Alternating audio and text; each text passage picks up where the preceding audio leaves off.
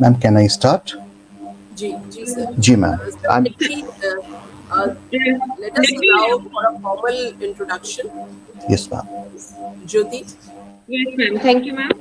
And before we start with the session, I would like to give a brief introduction of our resource person for today, Dr. Ihitiram Reza Khan. He is currently working as senior academician at Jamia Hamdard, Delhi.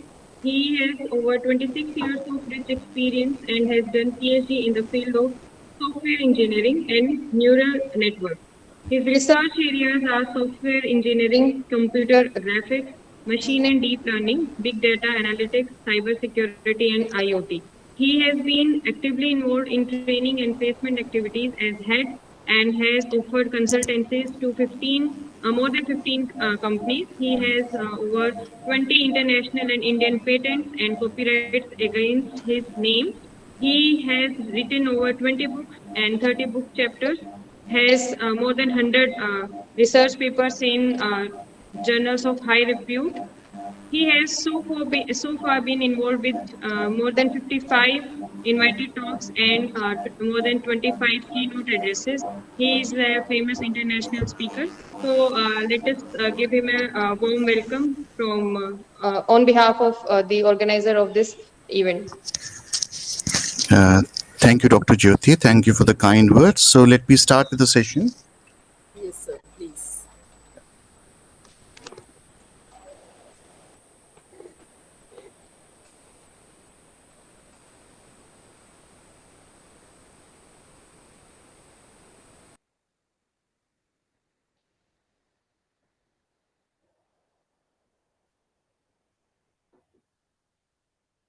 So for once, I would ask if I am visible on the screen as well as if I am audible also. Yes, sir. Okay, Yes, sir. Thank you. Yes, sir. Well and audible, sir. So I welcome all the participants today for this interesting discussion. It's basically an interaction and discussion on the new education policy 2020. We are going to discuss the role of digital education in this policy and how this is going to make this policy successful in the time to come. And we are looking for a landmark change in the system. And as Lord Tennyson said, old order changes yielding place to new. So the time should change, giving place to the new things. So the system that we are into, we have had a wonderful education system previously. So the time has come for us to change and bring about the changes, not only to our new generation, but to show the world that we are capable enough of doing a lot better. So good morning, everyone. The topic is role of digital education in NEP 2020. I'm Dr. Ihitiram Reza Khan, representing Jamia Hamdard. It's one of the Institute of Eminence awarded by MHRD, Government of India. So let's start. So the new education policy 2020 unveiled by Ministry of MHRD is a revolutionary step in every sense. While the policy focuses on multiple aspects, including the need for early childhood care, inclusive education, we are talking about inclusive education, which means education for all sections of the society, irrespective of the caste, religion, and other factors, and revamping of the current curriculum. And an inherent thread that runs through the policy is the interplay of education and technology. So the basic part that we are going to cover today is the interplay of education and technology, how these two will get along with each other in the time to come. So education in itself is a big domain, and similarly technology also is a big domain.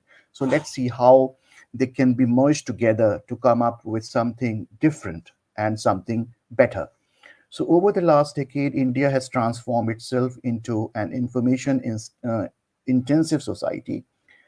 And there is a growing requirement to embrace the usage of technology in the field of education. So right now, for the last 10 or 20 years, we have been constantly working on this, trying to inculcate technology into the system. So there is a growing requirement to embrace the usage of technology in the field of education.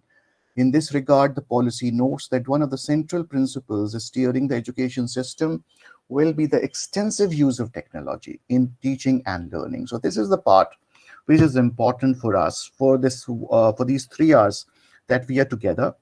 Extensive use of technology in teaching and learning. So extensive use means it's not like blindly using technology for it, but yes, using technology intelligently to make our system better, efficient, and something where we can compete with the world and become, as is the dream of our Prime Minister, Honorable Prime Minister Narendra Modi ji, of becoming a wish guru in another 20, 25 years. So our basic aim is becoming a wish guru at the end of these 25 years. So extensive use of technology in teaching and learning, removing language barriers is another very important point. Removing language barriers. It's not like we are located in south or in north or in east or west or in a remote area. We are Our aim now would be to remove the language barriers, increasing access as well as education planning and management. So education planning and management will have to be at a better domain. And for this, NEP has come into picture. It's one of those policies which has gained a lot of importance in pandemic time. So when we talk about Corona, the last 3 years that we have been suffering, not only India, the entire world has suffered at the hands of Corona. So in the current pandemic situation, with the virtual learning replacing in-person learning experiences, students and teachers have been compelled to reimagine conventional learning and teaching techniques. So we have been compelled to reimagine conventional learning. We have been compelled to use online systems, online education, because we cannot go to schools. So for 2 years, for 1 year, there was a complete lockdown kind of a thing, and then there was a partial 50-50 thing. So things have changed, and at this period of time, NEP was very important to arrive. So introduction of the policy at such a critical juncture. So we introduced it, ministry introduced it at a juncture which was very critical, as it details the vision of education for future generations and will be a tremendous tool towards building a self-reliant India. So as I said, it's a dream of our Prime Minister for India to be a self-reliant country. We have been doing wonderfully since So you are 1947. not audible now. Hello? I'm not audible? You Just a are minute. audible, sir. Sir, you are audible. Okay. Maybe there is some network issue at their end. Okay. So sorry for the interruption. Okay. I'll again start. So introduction of such a policy at such a critical juncture is significant. So as we say now, we were compelled at a point of time. 2 years, it has been a compellation for us. We have to take these steps. We have to do it. But now, can we take a leap? Can we jump and use this technology only now, with which we have become so comfortable? Every one of us is so comfortable with the technology now. We can use it. Mr. We Khan, can you are take not classes. audible to me.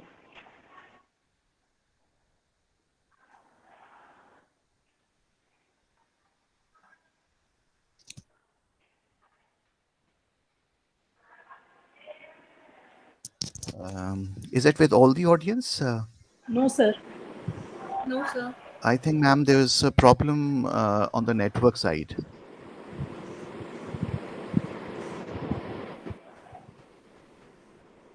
If it is with all the candidates, the participants, then I will just reconnect. But I suppose my system is showing good connection right now.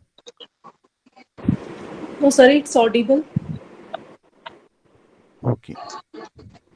Shefali, ma'am, if you can please get into the system once again. There might be some disturbance.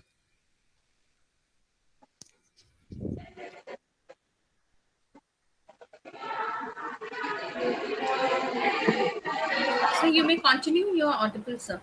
Okay. So let us put ourselves on mute because there's some background sound. I was waiting for that to end. Now it's perfect. So our aim is self-reliant India. Every one of us wants India to be a wonderful nation, to be at the top of the world, leading America and China. Even we should be leading them because we have all the capabilities. We have all the potential in the world to beat them. So that's the dream of our Prime Minister, that's the dream of our citizens, and we want this to continue now. So NEP will play a very big role, as we can see, and now that it has been a compulsion for us for last 2 years, now let us make this technology our strength. As I just before the interruption, I was saying we all are so comfortable with online classes that we can now take even the classes from our mobile phones. We are taking it from our palm tops. We are taking from our while traveling. We are taking the classes while traveling. We are taking the sessions. We're so comfortable. So why not use this to leverage out the benefits of it? So that's where somewhere today's session we will be there together for about 3 hours and we'll discuss. So as we will see, we will be making use of so many things from technology to make the system a worthwhile one. So moving, the key aspects would be where we will be concentrating for this policy. The key aspects would be primary education. I'll come up with each and everything with examples. So these are the 5 aspects on which we have to focus today. First thing, a good primary education, professional and higher education. That's where we are aiming. And our country is definitely in the right direction when we are saying we are going for a higher professional and higher education in a better way. Now, you would, as you are from you are wonderful teachers from wonderful colleges, wonderful universities, and in your universities and colleges, you must be having those incubation centers now and those IICs and all.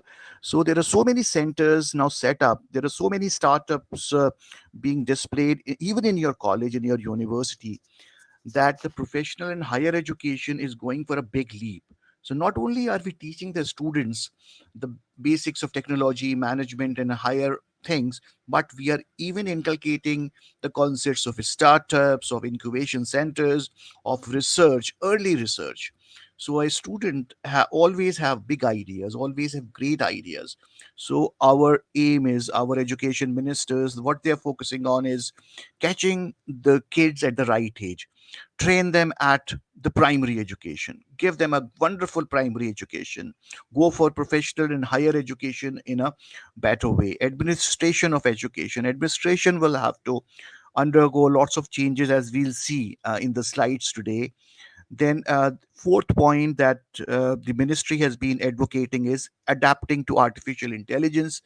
Artificial intelligence is going to play a very big role in the development of our country. It's already, the process is on already. There are so many projects, there are so many wonderful researches going on from our researchers from our country, and we are adapting to AI. And if you are teachers from your universities, from schools and colleges, you must have seen the curriculum has changed. Now C++ and C was taught in class 11th and 12th. So now even AI has been put into the picture. Our prime minister is very much into techno savvy. He wants AI to be a core part of it. So adapting to AI is completely changing the scenario in our country. Not only in our country, it's worldwide. Artificial intelligence is the buzzword. So we are going to use artificial intelligence in our NEP, and I'll show you how we are bringing about those changes. And finally, the fifth point that Prime Minister has always been talking of, digital India. So digital India has been his theme. He says digital India, secure digital transactions, secure educational transactions, and so many things. So we are basically talking about the use of ICT. So these are the key aspects on which our today's discussion would focus on. This is related to education, the use of digital education in the new education policy. So we are going to look at these key aspects one by one and with examples, with some diagrams towards the end that will freshen up the session. So primary education would be the first thing that we'll be focusing on.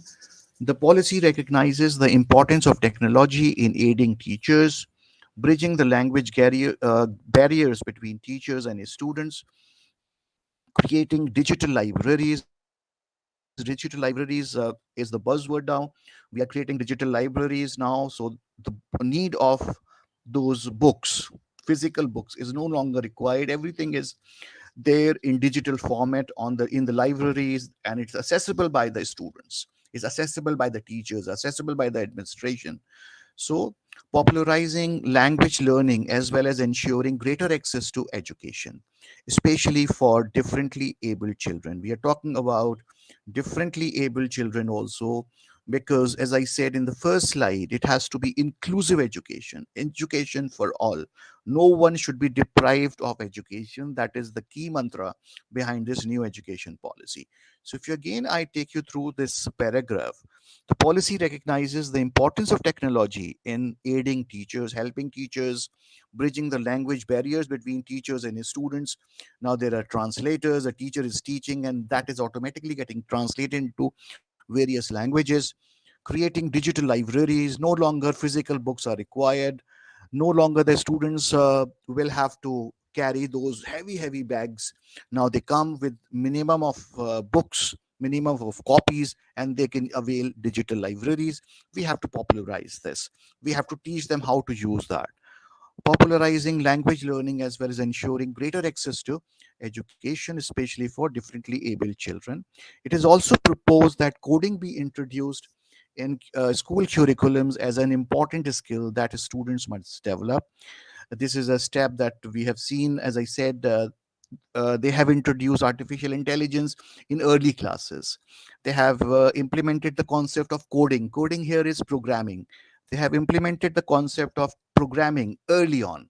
So, in primary education only, if you train a kid to be a programmer, he'll be a wonderful programmer once he has done his education. So, let me take an example. You all see advertisements on the system, on the systems, on the internet, on the boards that you find outside, advertisement boards, big boards. You must have seen Byju's, you must have seen smart coding, coding for kids, smart kids, and all these kind of ads.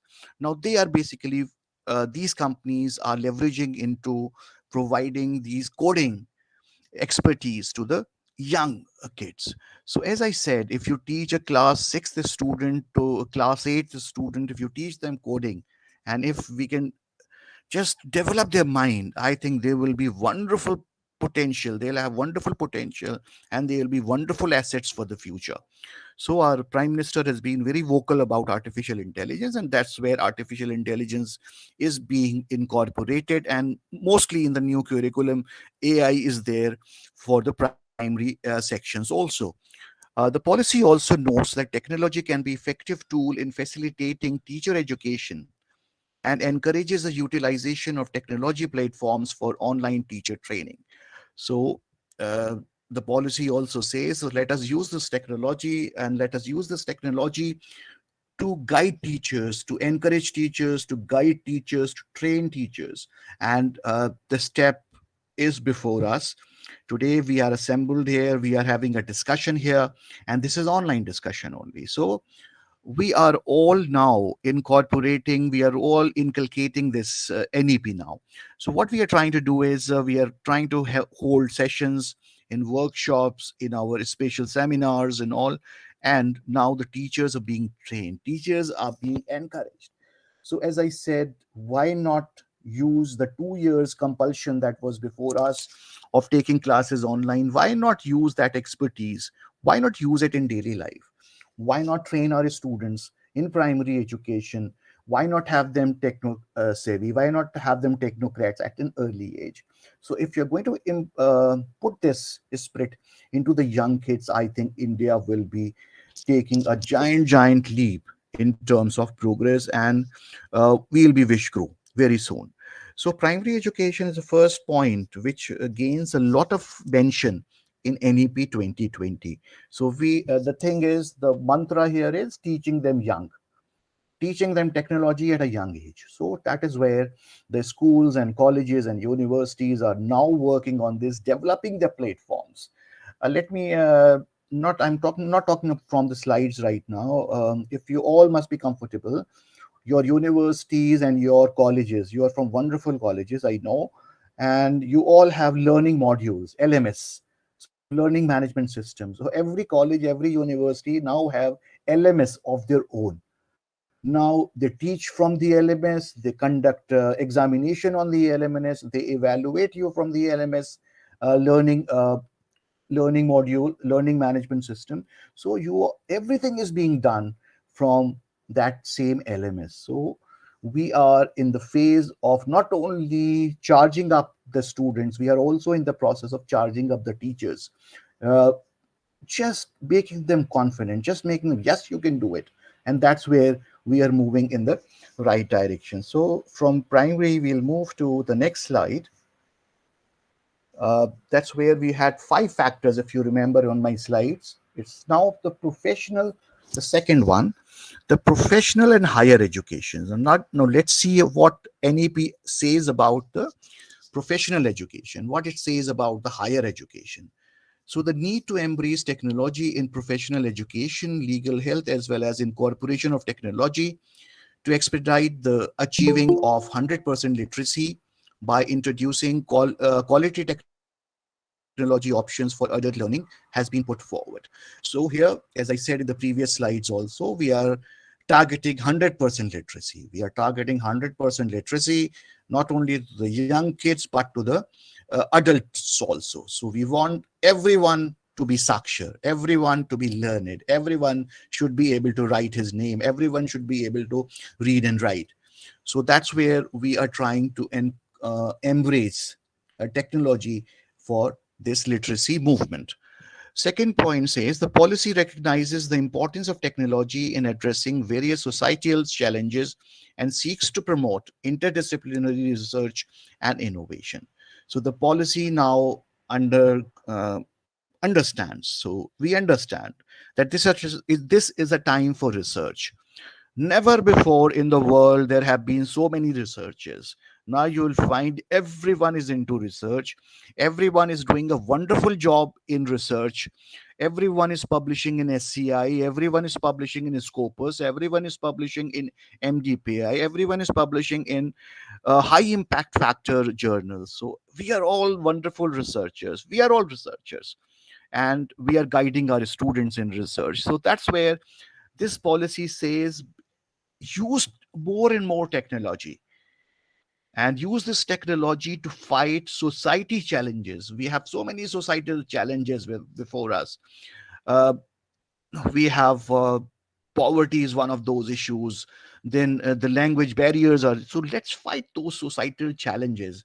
The evils that exist in the society, they have to be removed, and they have to be removed through proper research. So if you see this last line of the second paragraph, and seeks to promote interdisciplinary research and innovation. Now you will find so many innovation centers, so many innovation cells in your college, in university, in overall India. Now you will find lots of innovations taking place, and that is because we are using NEP 2020. We are going for a place where Prime Minister gave used 5 words, and he used J innovation. If you remember, 15th August, he said J innovation. So that is the word. So we have to now not only talk about Jai Jawan, Jai Kisan, we are also saying Jai innovation according to our Prime Minister. So now, if you look at the last paragraph, we are talking about higher education. Fine. So in the previous slide, we were talking about primary education. We were catching the children young, very small kids. Here we are talking about grown-up students doing BCA, BTech, MCA, MTech, BA Humanities, then MBA, BBA, and different courses. There's so many courses, Mass Comm, then in different courses. So we are talking about professional and higher education to be using technology in all of these fields. Look at the third paragraph. It has something which is important because it contains the word HEI. So HEI is the word where you will find in all of the NEP documents, you will find this word. So you always mark this word, because if you talk about NEP with anyone, he'll be talking about HEI. So for instance, higher education institutions, HEIs, have been encouraged to set up and start up incubation centers and technology development centers, and a national research foundation, or NRF, is also proposed to be set up to cultivate a culture of research. So here, Prime Minister and the Education Minister, they're basically targeting the top institutes, IITs, IIMs, and from top universities from Delhi, top universities from South, and they're calling them higher education institutions. Now, these higher education institutions, which are very well developed, they have wonderful resources.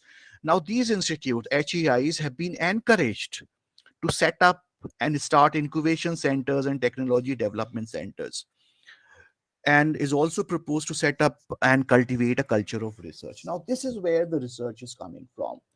Every college, every university, every board now has a incubation center. They have a research center. They have a technology center. The students now need not to buy their own systems and all. The entire infrastructure, the entire platform is provided.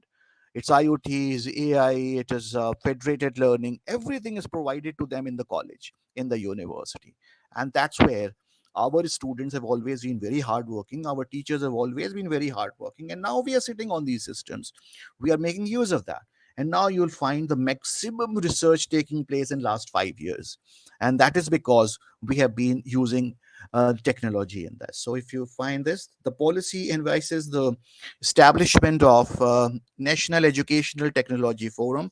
Again, you will find this word NETF again and again in NEP documents. It is National Educational Technology Forum, which shall operate as a platform for free exchange of ideas on the use of technology to enhance learning, assessment planning, administration for schools and higher education. So there would be a board called NETF, and this will be acting as a platform where you can ask your uh, questions to them. They will share their ideas, their free exchange of ideas on the use of technology to enhance learning, assessment planning, administration for schools and higher education.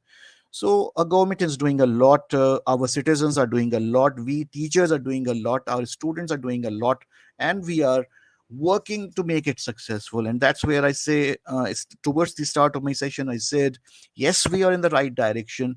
And another 20-25 years, we'll be a wish guru, inshallah.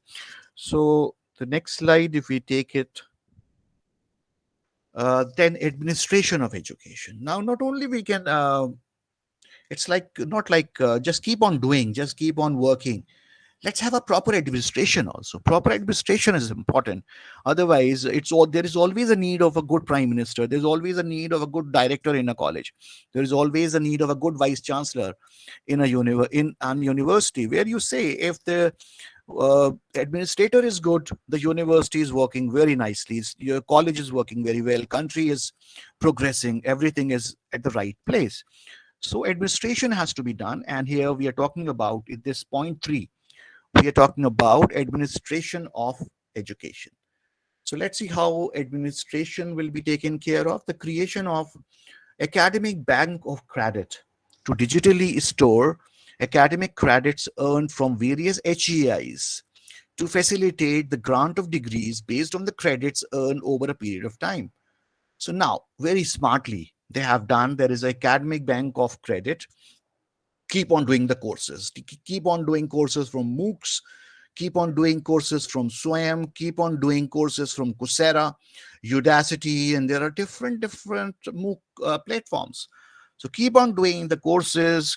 Keep on collecting the credits. So there would be a creation of academic bank of credit to digitally store academic credits. So you keep on working, do it nicely, your credits are getting stored. It's just like you keep on buying from your credit card and you keep on from a debit card and you keep on getting points. And one fine day when you go to a shop, the shopkeeper that person tells you, sir, you have 1,000 points, and if you want to redeem your 1,000 points, you can redeem. So your 100,000 bucks get deducted from your total bill. So here what will happen, we are going to create academic bank of credit to digitally store academic credits earned from various HEIs. We are talking about different higher education center institutes that we talked in the previous slide, HEIs, to facilitate the grant of degrees based on credits earned over a period of time. And this is a progressive step introduced by the society policy, NEP 2020. So this is one of the most progressive steps. Keep on collecting the credits, and finally, once you are onto the grant of degree, these credits will help you. An interesting facet of policy is its focus on utilizing technology to ensure efficiency and transparency of regulatory bodies. Now, when you are using the technology, just be assured it will be efficient process. Technology makes things efficient. Fine, we all agree with that. Second word is transparency of regulatory bodies. With technology comes the transparency. Transparency means you want to see, you want to look at your credits, you want to see how many credits do I have. You can just visit the website of that board, and you can just look at your credits on the system. You don't have to even travel that place. You can just sit on the system, you can just take the mobile in your hand and inquire, and entire thing is transparent. Your progress is there transparently. So we are all doing it. So the point here is efficiency and transparency of regulatory bodies such as the State School Standards Authority, Higher Education Commission of India, as well as its four verticals: National Higher Education Regulatory Council, National Accreditation Council, Higher Education Grants Council, and General Education Council. So